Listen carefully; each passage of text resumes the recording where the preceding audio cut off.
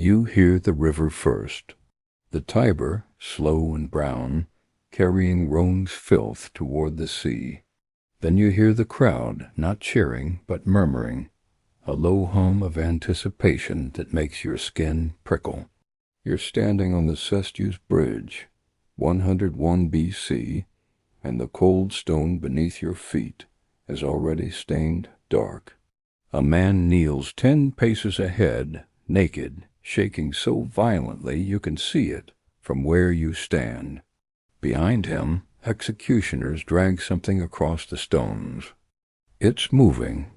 A leather sack writhing with shapes that press against the seams, shapes that claw and hiss and flap against each other in panic. This is not an execution. This is theater written in human suffering, and you cannot look away. Before we go any deeper, drop a comment and tell me where you're watching from. It genuinely amazes me that a story this dark, from 2,000 years ago, still finds its way to screens across the entire world. That tells me something. We're all still trying to understand what humans are capable of when power answers to no one. The man on the bridge murdered his mother. In Rome, that crime had a name, parricidium, and a punishment so elaborate, so symbolically loaded, that it required 4 living creatures and the river itself to complete. They beat him first. Blood-red rods called fusts came down on his back until the skin split and the muscle beneath looked like torn fabric. Then they opened the sack. Inside, a dog, a rooster, a monkey, and a viper. Each animal chosen not for cruelty alone, but for meaning. The dog represented shamelessness, the rooster, arrogance, the monkey, malice, the viper, the venomous hatred he harbored toward his own blood. They forced him into the sack while he screamed. They sewed it shut with leather cord, and as the animals tore at him in terror claws raking his eyes, fangs sinking into his flesh, the snake striking again and again, they lifted the sack and hurled it into the Tiber. Cicero himself wrote about this punishment. "Let him be denied sky, sun, water, and earth," he said. "Let he who killed the one who gave him life be deprived of all those things from which life itself derives." The man drowned in agony, surrounded by creatures as panicked as he was, his body never buried, his soul never given peace. This was Poena Cullei, the punishment of the sack, and it was only one of 12 methods Rome perfected to destroy not just the body, but the spirit, the legacy, and sometimes even the memory of those it condemned. This is not about gladiators. You already know those stories. This is about what Rome did outside the arena, in the shadows of its laws, to traitors, deserters, cowards, and those who broke sacred vows. What your history teachers skipped. What Hollywood would never show.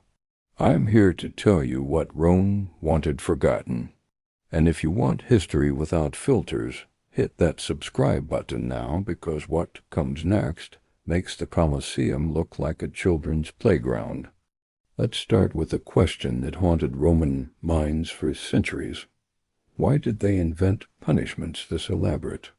Simple death was available, a blade to the throat, a fall from a height. But Rome didn't want efficiency. Rome wanted spectacle. Every torture was designed to send a message, and the message had to be unforgettable. The crime determined the punishment, and the punishment had to echo through generations. The philosopher Seneca understood this after watching executions firsthand. He wrote, "I come home more greedy, more cruel, more inhuman, because I have been among humans." This wasn't justice. This was propaganda written in flesh, and Rome was the greatest storyteller the world had ever seen. If you betrayed Rome, there was a cliff waiting for you. The Tarpeian Rock stood on the southern summit of the Capitoline Hill, rising 80 feet above jagged stones below. It overlooked the Roman Forum, the beating heart of civic life, where senators debated and citizens gathered to hear the fate of the Republic. There was no more symbolic place to die. The rock was named after Tarpeia, a young woman who allegedly betrayed Rome to the Sabines during the city's earliest days. She agreed to open the gates in exchange for what the soldiers wore on their arms, meaning their golden bracelets. Instead, they crushed her beneath their shields, teaching Rome its first lesson about the price of treachery. From that moment forward, the Tarpeian Rock became the designated execution site for those who betrayed the state. The procedure was brutally simple. The condemned would be led to the cliff's edge while crowds gathered below. Then, without ceremony, without prayer, they were thrown, their bodies shattered on the rocks in full view of the Forum, a visceral reminder to every Roman citizen of what awaited those who put personal ambition above the Republic. In 384 BC, Marcus Manlius Capitolinus, once a hero who had saved Rome from a Gallic invasion, was hurled from the rock after being accused of aspiring to kingship. His crime wasn't merely ambition. It was betraying the republican values Rome held sacred. The symbolism was deliberate and devastating. Traitors were literally cast out from the center of Roman society, their broken bodies left where citizens could see them, denied proper burial, and thus denied peace in the afterlife. Archaeological evidence suggests the area below the cliff accumulated so many human remains over the centuries that it required periodic clearing. Emperor Claudius reportedly attended these executions personally, taking what Seneca described as perverse pleasure in examining how the bodies had landed, noting which bones shattered first, which limbs twisted at unnatural angles. But the Tarpeian Rock was reserved for Roman citizens who betrayed their own. For slaves, foreigners, and the lowest criminals, Rome had devised something far more prolonged and agonizing. Crucifixion was so brutal that Roman citizens were legally exempt from it. This punishment was reserved for those Rome considered beneath human dignity, slaves, pirates, rebels, enemies of the state. The condemned would first be stripped naked and scourged with whips embedded with bone and metal until their backs were unrecognizable, the flesh hanging in ribbons. Then they were forced to carry the crossbeam, called the patibulum, through the streets to the execution site, collapsing under its weight while crowds jeered and spat upon them. At the site, executioners would drive iron nails through the wrists, not the palms, which would tear and feet or sometimes bind the victim with ropes designed to prolong suffering. The cross was then raised, and the condemned was left to die. Death came slowly, usually from exhaustion and asphyxiation, as the victim struggled to push upward to breathe, their lungs filling with fluid, their heart gradually failing. The process could take hours, sometimes days.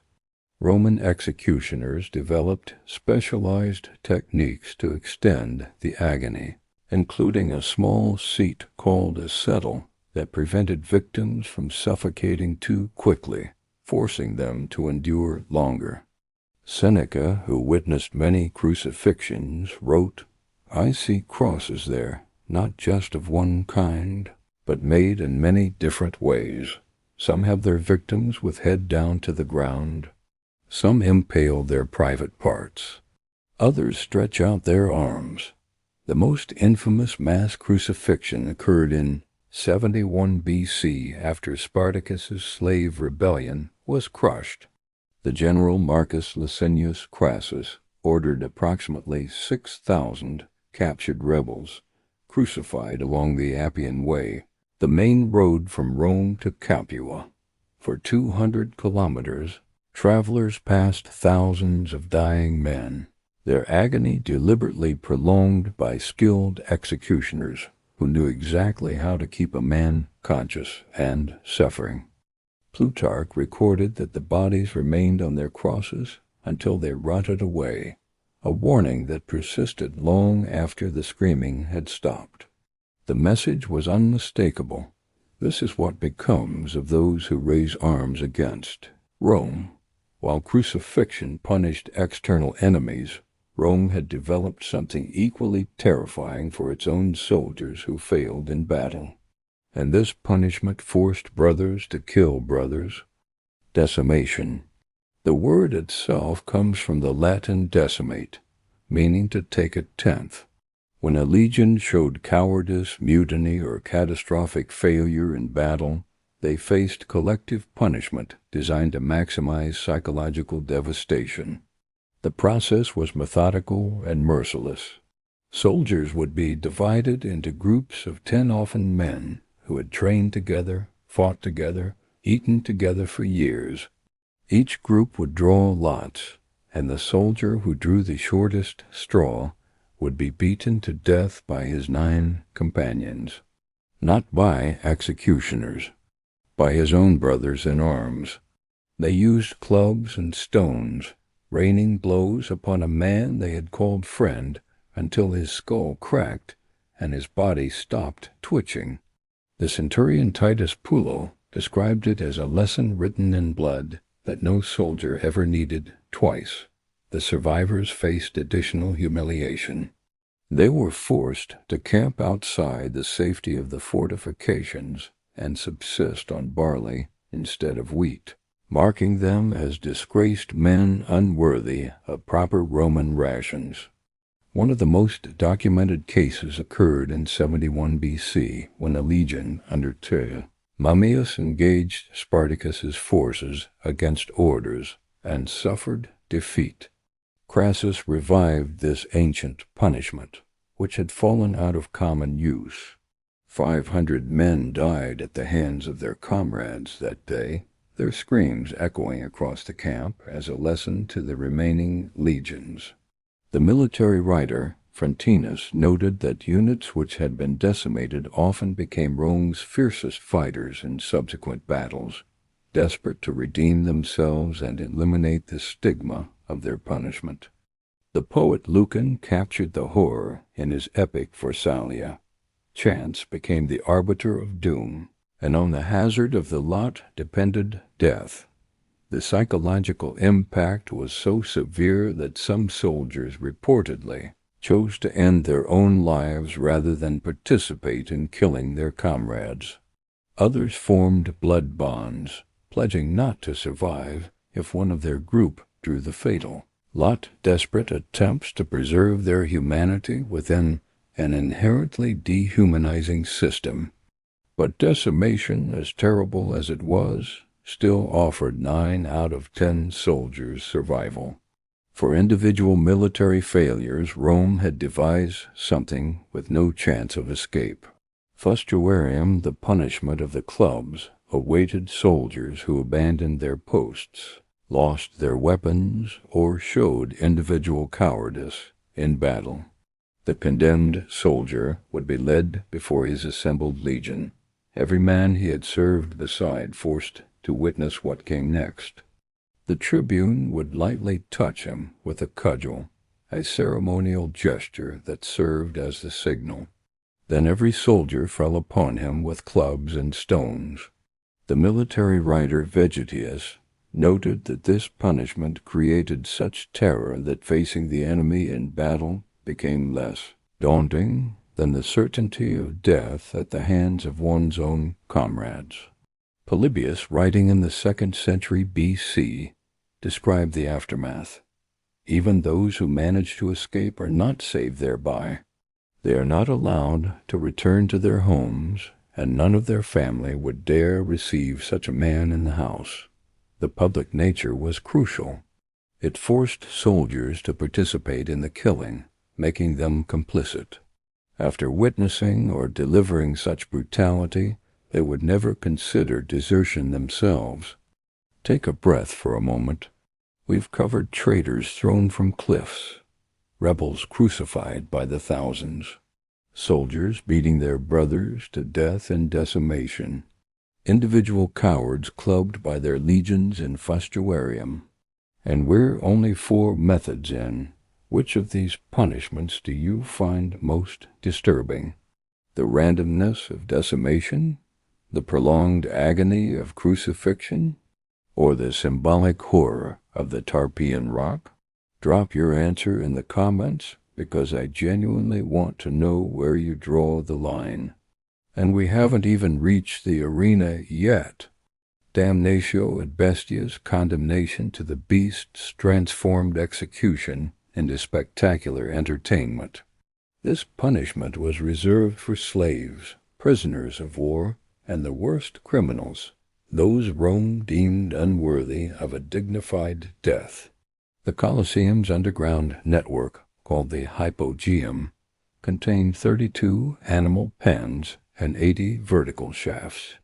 Trapdoors allowed beasts and condemned prisoners to appear magically in the arena, creating theatrical entrances that heightened audience excitement. These executions were often staged as mythological reenactments. A criminal might be dressed as Orpheus and sent into the arena with a lyre, promised that his music might soothe the wild beasts. For a brief moment, the animals would seem calm. Then a bear would be released and maul him to death, creating a grotesque parody of the original myth. The poet Martial witnessed such spectacles and praised them in verse. What was mere fable when performed on stage becomes reality in our arena. During Emperor Trajan's celebration of his Dacian victories in 107 AD, games lasted 123 days. 11,000 animals were killed alongside thousands of condemned criminals and prisoners of war. Lions were starved for days before being released, driving them into a frenzy. Bears were goaded with hot irons until they became mindless with rage. The uncertainty of whether the beast would strike fast or toy with its prey kept the stands howling for more. The crowd cheered as men were torn apart. Vendors sold wine and snacks while children watched from their parents' shoulders. People placed bets on how long each victim would scream before dying. This was lunch entertainment. Equally theatrical, but perhaps more terrifying, was viva crematio, burning alive. This punishment carried religious significance, as Romans believed fire purified the pollution of certain crimes. Emperor Nero elevated burning executions to performance art during his persecution of Christians following the Great Fire of Rome in 64 A.D. His executioners would coat victims in wax or pitch to make them burn more slowly and brightly, extending their suffering while providing better illumination. Tacitus describes the scene in his annals. Mockery of every sort was added to their deaths. Covered with the skins of beasts, they were torn by dogs and perished, or were nailed to crosses, or were doomed to the flames and burnt, to serve as nightly illumination when daylight had expired.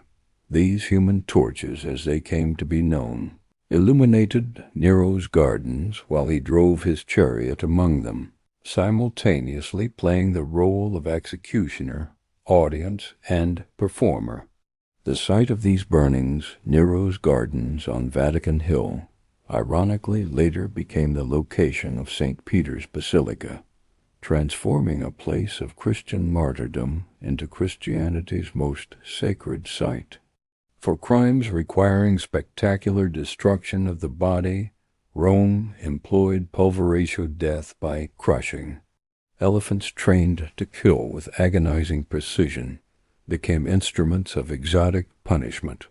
Pliny the Elder described their capabilities. They can be taught to walk ropes, to throw missiles, and even to kill on command. crushing a man limb by limb as directed by their handler. This controlled destruction allowed executions to be prolonged for maximum entertainment value. The condemned would be forced to fight the beasts with minimal weapons before inevitably being crushed beneath feet that could exert thousands of pounds of pressure. During the Punic Wars, the Carthaginian generals faced death beneath the very war elephants they had once commanded against Rome. Some prisoners were dressed in enemy armor, allowing the elephants trained to attack specific colors in battle to enact miniature recreations of Roman military victories. The writer Aelian recorded one execution that went spectacularly wrong. An elephant refused to kill a condemned man who had once been its keeper, trumpeting in protest instead. The crowd, moved by this display of animal loyalty, demanded the man's pardon. Emperor Claudius reluctantly granted it, demonstrating how even execution as entertainment could sometimes yield unexpected mercy. But for those Rome truly wanted to erase, physical death was insufficient. They needed to destroy something more fundamental, memory itself. Damnatio memoriae, condemnation of memory struck at what Romans feared more than death, oblivion. When the Senate decreed this punishment, it ordered the systematic erasure of the condemned from history. Statues would be destroyed or recarved with new faces. Names were chiseled from inscriptions. Wills were invalidated. Even mentioning the person's name could become illegal. The poet Horace captured Roman obsession with legacy when he wrote Non omnis moriar, I shall not wholly die, expressing hope that his works would survive him. Damnatio memoriae sought to extinguish precisely this hope. Emperor Domitian suffered this fate after his assassination in 96 A.D.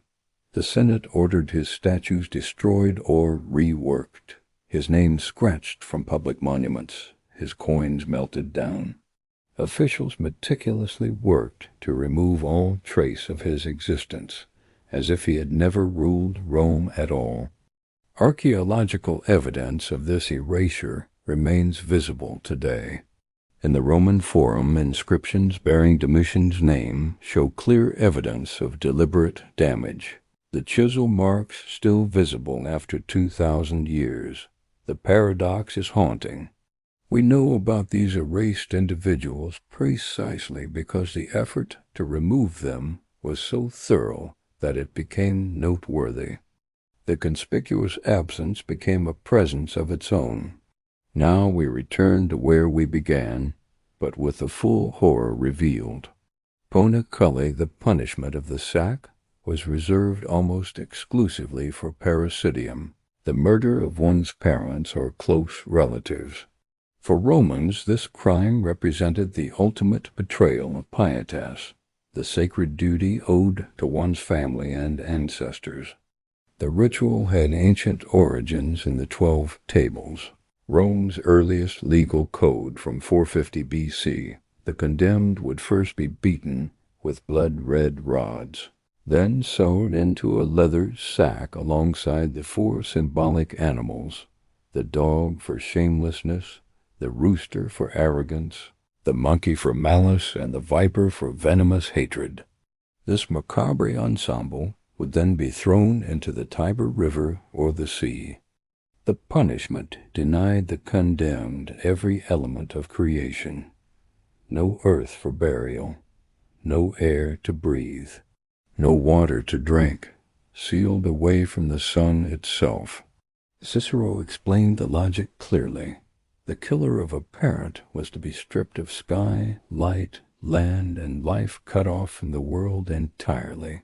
Sewn into a sack with animals, the condemned died among beasts instead of ancestors. But Rome also borrowed horrors. From Persia came scaphism death by insects. The victim was bound between hollowed logs, force-fed milk and honey, then coated in it. Left floating on stagnant water, insects consumed them alive. Plutarch records a soldier who survived 17 days. The threat alone broke even Queen Zenobia into submission. Fire carried its own symbolism. In Mors per Ignum, Lentum death by slow fire victims were roasted gradually over controlled flames. In 177 A.D., Blandina was burned alive on an iron chair, remaining conscious as crowds watched. Ulpian called it the ultimate punishment. Most terrifying was live burial. Vestal virgins who broke their vows were sealed underground with minimal supplies, Rome pretending not to execute, only to abandon. Cornelia, condemned in 91 A.D., descended with dignity, insisting on her innocence as darkness closed in. Rome did not punish to correct. It punished to control, and the ruins still echo with that truth.